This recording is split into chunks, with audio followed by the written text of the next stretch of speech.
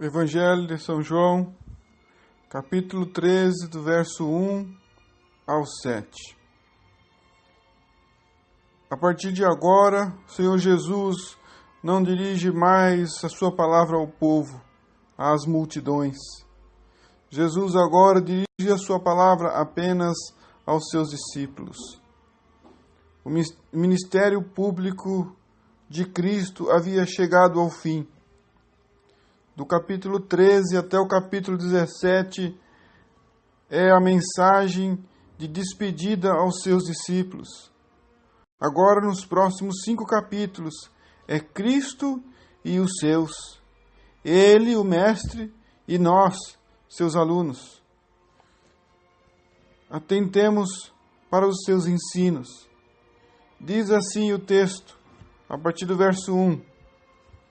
Um pouco antes da festa da Páscoa, sabendo Jesus que havia chegado o tempo em que deixaria este mundo e iria para o Pai, tendo amado os seus que estavam no mundo, amou-os até o fim. Estava sendo servido o jantar, e o diabo já havia induzido Judas Iscariotes, filho de Simão, a trair Jesus. Jesus sabia que o Pai havia colocado todas as coisas debaixo do seu poder, e que viera de Deus e estava voltando para Deus. Essa é a noite em que Jesus será traído um dia antes de sua morte. O dia seguinte testemunhará a angústia de Cristo e a sua morte. É nesta ocasião que Cristo institui a Santa Ceia em sua memória. O texto discorre a partir do verso 4 e diz assim: Assim, levantou-se da mesa, tirou sua capa e colocou uma toalha em volta da cintura.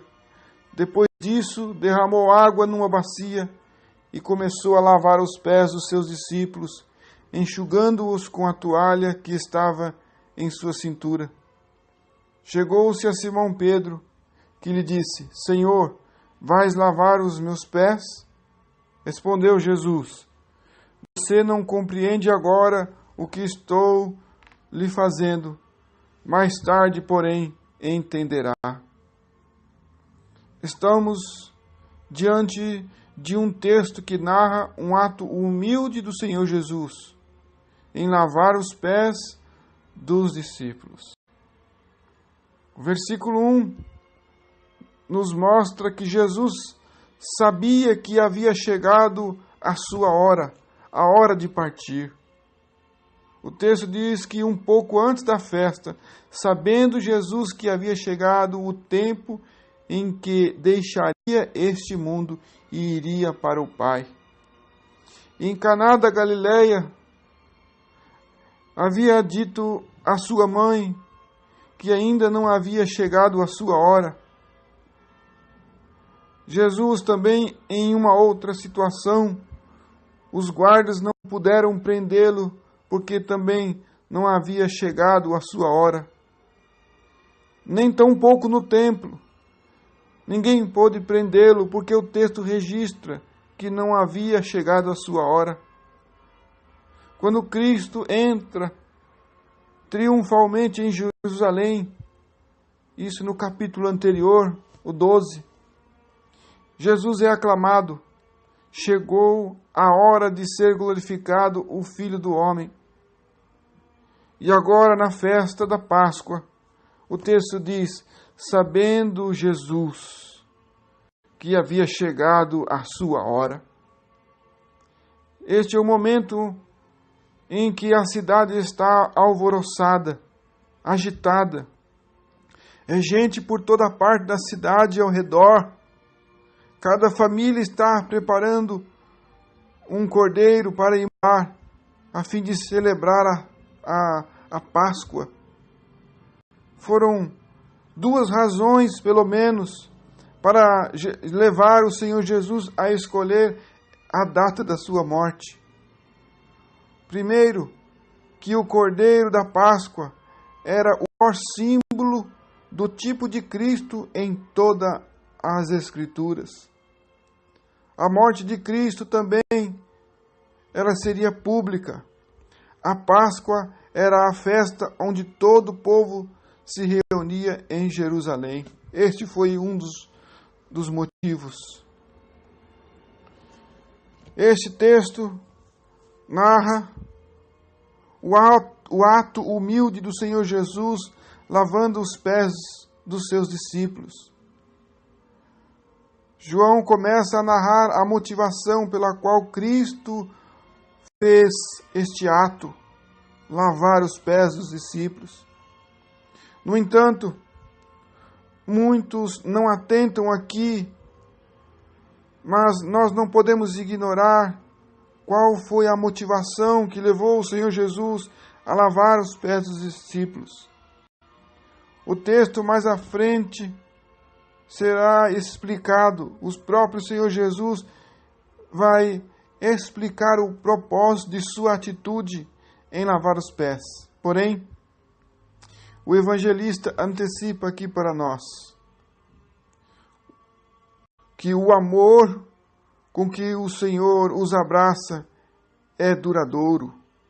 O amor que Jesus abraça os seus discípulos é eterno, é intenso, é contínuo, para que, mesmo que, embora Cristo morreria naquela semana, para que na sua ausência, na ausência do Senhor Jesus, eles pudessem se convencer de que sua morte não apagaria tal amor por eles. Por isso que o texto registra que Jesus fez tudo isso por amor, amando os seus que estavam no mundo, amou-os até o fim. Que essa convicção, irmãos, possa estar também em nossos corações. Cristo nos amou até o fim. Se você pertence ao Senhor Jesus, você é amado dele. O texto diz que Jesus amou os seus que estavam no mundo. Seu amor é direcionado a um grupo específico. Jesus amou os seus. Uns interpretam aqui, amou-os até o fim, de que Cristo mostrou a eles que seu amor era completo.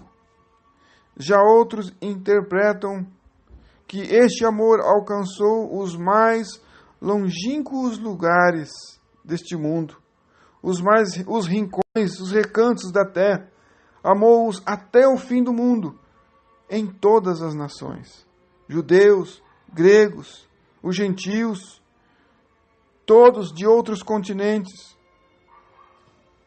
E percebemos que este amor permanece, não só há 2000 anos atrás, mas ele continua até o dia de hoje. Este amor alcança vidas e, graças a Deus, prosseguirá até o fim da humanidade neste mundo. O amor de Deus alcançará a plenitude dos tempos. O amor de Cristo alcança o pecador, por mais longe que pareça estar. Este amor extraordinário localiza no mundo os seus, como diz o texto, e com o propósito de resgatá-los. Cristo diria ao Pai, sua afeição pelos seus não sofreria nenhuma mudança. O amor de Deus para com os seus está relacionado exatamente com a morte do seu Filho. Por isso, ao anunciarmos a morte de Cristo até o fim, nós estamos anunciando a obra de Deus através do Senhor Jesus, o amor. Não um mero sofrimento, não um mero sentimento, mas uma atitude.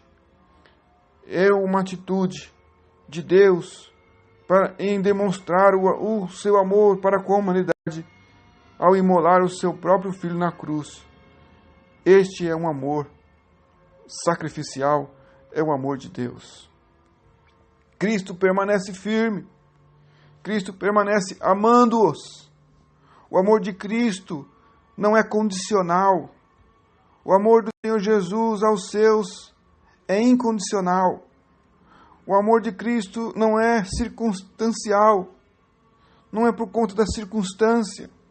Jesus está no momento onde Judas irá traí-lo, Pedro o negará, e os outros demais discípulos vão abandoná-lo vergonhosamente pouco tempo depois. O verso 2 diz que estava sendo servido o jantar e o diabo já havia induzido Judas Iscariotes, filho de Simão, a trair o Senhor Jesus. Veja que o evangelista João aqui, ele cita a ordem dos fatos. E a intenção, a finalidade é mostrar a extraordinária paciência do Senhor Jesus Cristo. Jesus suportou lavar os pés de um traidor tão perverso, porque o inimigo já havia induzido Judas Iscariotes, filho de Simão, a trair Jesus. O Senhor Jesus pacientemente lavará os pés do seu próprio traidor. Outra coisa que aprendemos aqui é que o diabo, para idealizar o seu terrível plano cruel, usou o seu próprio filho, Judas. Judas é filho do inimigo. Quanto mais hediondo é o crime, mais nós visualizamos nele a fúria de Satanás. Visualizamos naqueles que são discípulos do inimigo.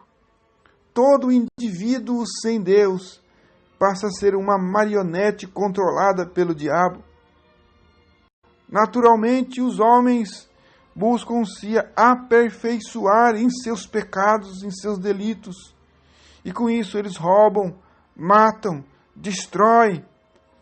Eles fazem todas essas coisas com a intenção de obterem vantagens sobre os outros, se tornarem ricos e famosos. E como discípulos dos inimigos, encontram no diabo um professor perfeito. O verso 3 diz que Jesus sabia que o Pai havia colocado todas as coisas debaixo do seu poder e que viera de Deus e estava voltando para Deus. Por isso, nós sabemos que Jesus não era uma vítima indefesa. O Senhor Jesus era o Redentor. Ele sabia quem ele era. Jesus sabia de onde ele tinha vindo. Ele conhecia a sua missão. E ele ainda revela que retornaria ao lar de onde veio. Jesus tem conhecimento dos fatos antecipadamente. Eis aqui então o texto que revela então a compostura mental e equilibrada de Cristo, pois o Senhor sabia destas coisas. A Cristo foi dado todo o poder nos céus e na terra. E o texto revela que o Senhor Jesus sabia que todas as coisas estavam debaixo do seu poder. Mas é exatamente aqui que se mostra o quanto o Senhor Jesus é equilibrado. Seu poder é apresentado no fato de que Cristo podia ter desmascarado Judas naquela hora, mas ele não o fez. Seu poder, o poder do Senhor Jesus é tal que ele suporta esperar a hora certa para esta revelação. Cristo já obtém a sua vitória sobre a morte.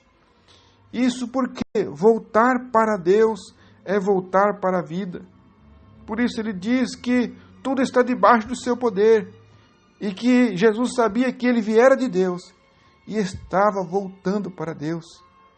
Ele, o Senhor Jesus, eleva a sua mente até o glorioso triunfo que viria imediatamente, a vitória sobre a morte. Jesus haveria de ressuscitar. Muitos homens que se deixam levar pelo temor normalmente são grandemente agitados numa circunstância dessa. Mas não devemos temer. Cristo venceu por nós. Cristo demonstra um equilíbrio. Somos mais do que vitoriosos por aquele que nos amou até o fim, o Senhor Jesus. Não há o que temermos. Nós devemos olhar para Cristo. E quando nós olhamos para o Senhor Jesus, nós não encontramos nele nenhum temor desse gênero. Porque, ainda que o Senhor Jesus soubesse que ele haveria de ser traído poucos instantes, ele sabia que o Pai, que havia dado a ele todas as coisas em suas mãos, o ressuscitaria. Romanos 8,32 nos diz, as Escrituras, que Deus, o Pai, não poupou seu próprio Filho, mas entregou-o por nós. Nem tampouco Deus deixará de nos dar, juntamente com o Senhor Jesus, e de graça, todas as demais coisas. Por isso, irmãos, eu pergunto, qual é a vida mais importante? A nossa ou a do Senhor Jesus Cristo? Com certeza é a vida do Senhor Jesus. Se Deus não poupou a vida de seu próprio Filho por nós, não deixará de nos dar as demais coisas que nos é dada por esse sacrifício. Senão, a morte do Senhor seria em vão. A morte do Filho de Deus teria sido em vão. Devemos olhar para Cristo. Devemos crer nele, viver para ele. Devemos nos render ao seu senhorio. Nós devemos entregar a nossa vida a ele.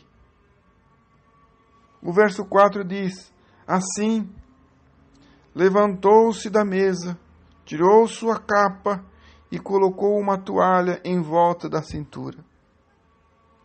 Com este gesto, o Senhor Jesus nos ensina que o privilégio é ser humilde e não orgulhoso. Ser humilde é um privilégio, e é um privilégio para poucos.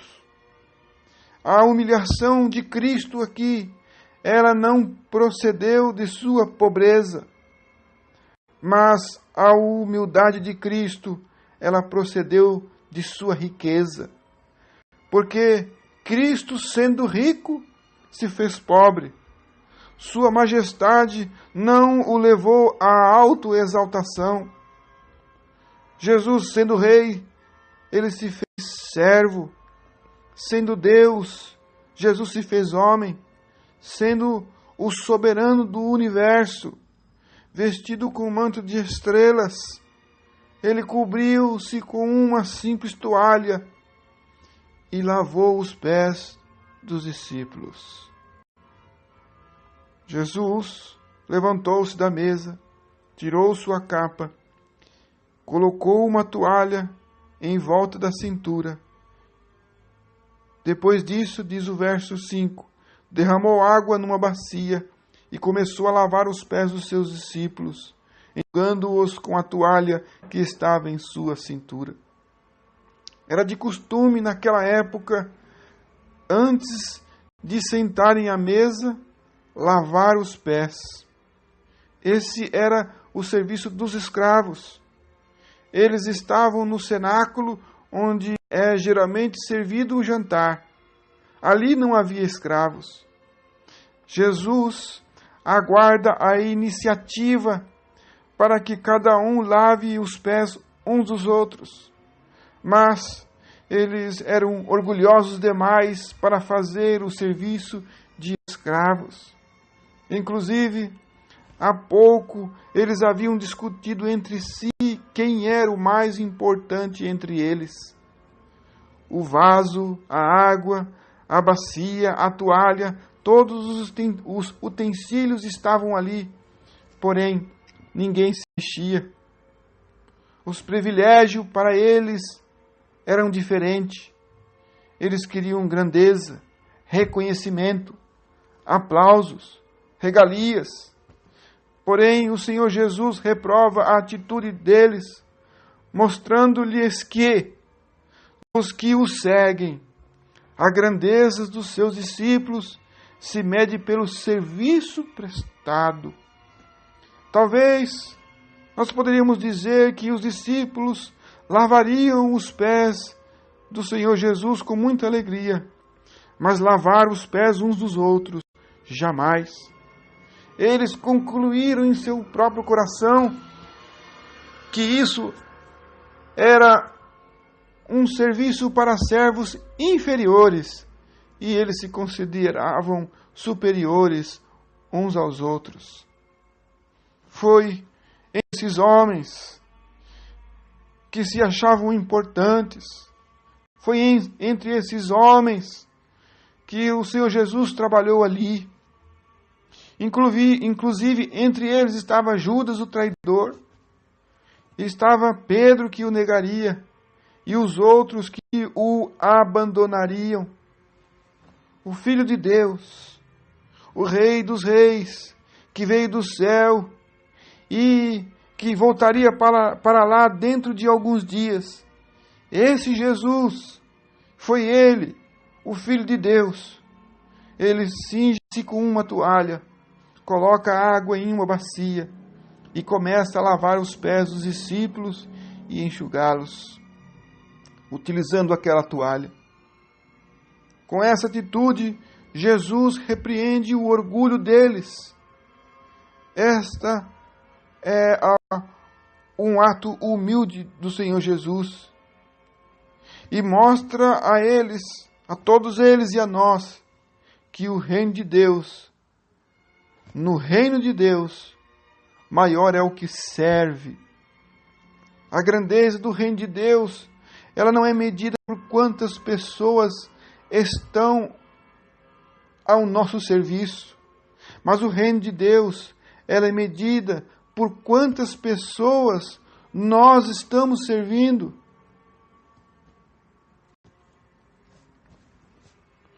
Irmãos, como precisamos dessa lição do Senhor Jesus hoje. Temos hoje muitas pessoas importantes na igreja, mas poucos servos. Muita gente no pedestal, mas poucas inclinadas com a bacia e a toalha na mão. Muita gente querendo ser servida, mas poucas prontas a servir. A humildade de Jesus repreende o nosso orgulho. Concordo com as palavras de William Barclay. Ele diz: o mundo se encontra cheio de gente que está de pé sobre sua dignidade, quando deveria estar ajoelhada aos pés de seus irmãos. O verso 6 diz: chegou-se a Simão Pedro, que lhe disse: Senhor, vais lavar os meus pés? Pedro expressa aqui uma reprovação na atitude do Senhor Jesus.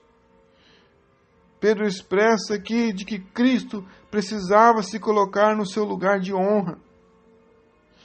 E que essa ação é imprópria para o Senhor Jesus. Como se Pedro tivesse